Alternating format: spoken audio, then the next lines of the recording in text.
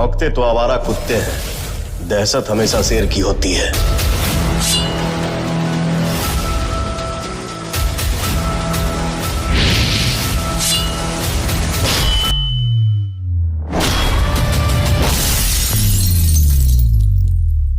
तो नमस्ते भाई लोग। तो आज हम बात करे बानी पावर स्टार मूवी के बारे में, जो उनके एगो भोजपुरी मूवी भी है। तो स्वागत बता रहा लोग के हमारे यूट्यूब चैनल RS फिल्मिक पर। सबसे पहले बात करी तो मूवी के कैरेक्टर के बारे में। तो इनमें हमनी के लीड रोल में पवन सिंह दिखाई दी हन और मधु शर्मा और बतासा चाचा एक्टर के तौर पे हमनी के देखे के मिलियन।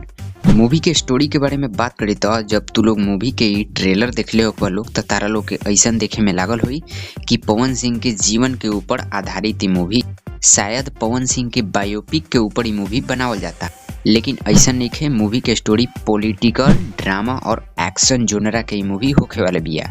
मूवी के शुरुआत होकेला तो पवन सिंह के लाइफ स्टाइल और उनकर काम करे के तरीका के ऊपर ही मूवी के स्टोरी जरूर रहे, लेकिन धीरे धीरे कुछ समय बाद मूवी एगो पॉलिटिकल रूप ले लेवेले, जेकरा वजह से मूवी के प्रति जो इंटरेस्ट रहे वो थोड़ा सा कम हो जाला। कहे से कि ओकरा बाद मूवी के स्टोरी एकदम पॉलिटिकल में ही फंसल रह जाले।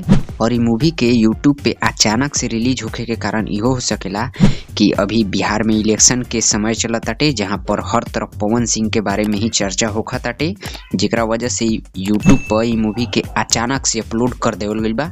कोनो भी पोस्ट वगैरह के माध्यम से एकरा ना बतावल गए रहे कि ई मूवी एक तारीख के आवे वाला बिया। अचानक से बस यूट्यूब पे रिलीज हो गइल। चूँकि जौन अभी माहौल बनल बाटे पवन सिंह के प्रति इलेक्शन में, वैसने कुछ पार्टी के प्रचारक के रूप में भी ई मूवी में भी स्टोरी देखावल गइल बाटे। मूवी में बहुत दमदार एकदम डायलॉग भी बोलल गइल बा। और एक्टिंग के बात करी तो सब केहू के एक्टिंग के बारे में तना, लेकिन बतासा चाचा के एक्टिंग एकदम 100% एकदम प्योर लागत रहे। और सबसे बड़ा बात ई मूवी के कि ई मूवी में कोनो लव स्टोरी वाला पैचअप ना देखे के मिलक ह, जो उनकी बहुत अच्छा बात बाटे। और ई मूवी में सॉन्ग भी बहुत बढ़िया डालल गई रहे। मतलब कि कुल मिला के बात करी तो ये मूवी एकदम ठीक ठाक रहे, एवरेज मूवी रहे। और एक्शन भी बहुत बढ़िया मूवी में डालल गई रहे। और ये मूवी के डायरेक्ट कइले बारन फिरोज खान और मूवी के प्रोड्यूस कइले बारी मधु शर्मा और समीर आफ्ताब। बाकी ये मूवी यूट्यूब पर रिलीज हो चुकल बिया। तब तू लोग अभी तक ये मूवी के नइखा देखले तो जाके यूट्यूब पे सर्च मार लिया लोग पावर स्टार मूवी, तब मूवी तारा लोग के मिल जाई।